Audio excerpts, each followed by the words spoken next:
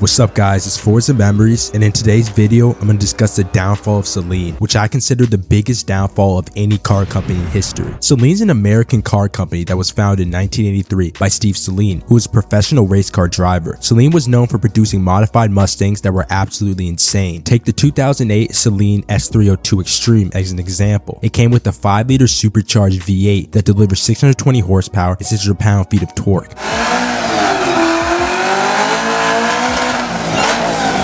To put this into perspective, the S302 Extreme had just as much power as a Lamborghini Murcielago SV, and its 0 to 60 was only 0.2 seconds slower. But the real poster boy of Saleen was the legendary Saleen S7. The S7 came out in 2000 and was the first time Saleen created a car using their own custom-built chassis. The S7 came with a 7-liter naturally aspirated Ford Windsor V8 that outputted 550 horsepower and 560 pound-feet of torque.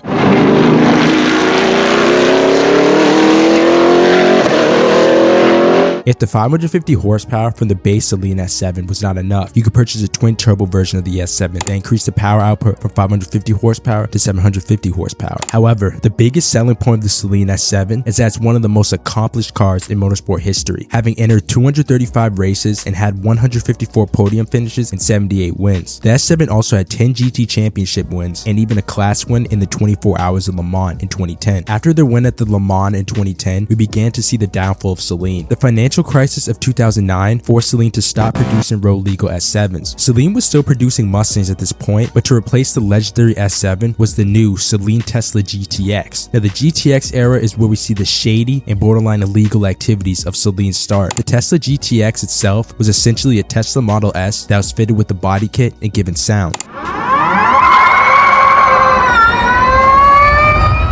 Now, a lot of shady activity surrounded Saleen and the GTX. Saleen was taking millions of dollars in deposits from customers who were interested in the Saleen Tesla GTX, but they never actually delivered them because they weren't being made in the first place. Saleen owed millions of dollars to various banks and dealerships, which left them with only $7,261 to their name. They took out loans to buy Model S cars from Tesla in hopes that the deposits from their customers was enough to cover the loans and cost of production. But that's a pretty stupid decision because Saleen's a car company that specializes in creating race cars and monstrous V8 powered vehicles, so the engineers were not well equipped to work on electric cars, hence why the production was so slow and costly. Also, Saleen were so salty of their lies getting exposed by a reporter named Fred Lambert that they sued and threatened him in order for him to stop exposing them. As mentioned earlier, Saleen was doing horribly financially. To really show how bad their finances were, Saleen owed more than $5.6 million in total liabilities, which include payroll taxes and loans. The only reason Saleen did not have to file for bankruptcy was because of the Saleen S302 Mustang, which was single-handedly keeping Saleen alive. But even the S302 could not save Saleen by itself. Saleen was being sued left and right by dealerships. One Ford dealership in Texas sued Saleen for fraud and breach of contract because Saleen delivered the promised 3 S302 Mustangs 6 months late and they were missing more than $22,000 each in upgrades. Another Ford dealership in Tennessee had it even worse because they never even got their promised Saleen S302 Mustang delivered. The dealership ordered it more than a year ago before the lawsuit, and Saleen gave them multiple different stories as to why the Mustang was not being delivered. Saleen was in total hell at this point, with lawsuits flying in while having pennies to their name. Saleen tried another last-ditch effort to survive by partnering with a Chinese company called Jiangsu Technology. Saleen gained some breathing room thanks to a large amount of money they were given due to the partnership, but in turn, they had to distribute and manufacture electric cars in China now. Saleen's first and only electric car made during this partnership was called the Saleen Mima. Saleen managed to sell just 31 units of the Mima before the unfortunate breakup of Saleen and Jiangsu partnership. The partnership ended due to 2 illegal actions made by Jiangsu. The first illegal action made by Jiangsu was that their shareholders were stealing intellectual property from Saleen, meaning they were literally stealing the blueprints and parts for Saleen cars. Steve Saleen claims that the shareholders filed more than 500 Chinese patents for his own designs and technology. But the second illegal action made by Jiangsu was worse. Their CEO was literally stealing money straight from Saleen bank accounts and car sales. So after that crap show, Saleen left China and returned to being broke. But there was a glimmer of hope for them because in 2019, Saleen announced that they were returning to motorsport with their new Saleen S1. The S1 had a lot of hype when it was announced because it was going to be the first Saleen built car since the legendary S7. At the ripe age of 71, Steve Saleen returned to motorsport for 4 races with the new Saleen S1 GT4. The S1 GT4 came packed with a 2.5-liter twin-turbo inline-4 that delivered 456 horsepower and 600 pound-feet of torque.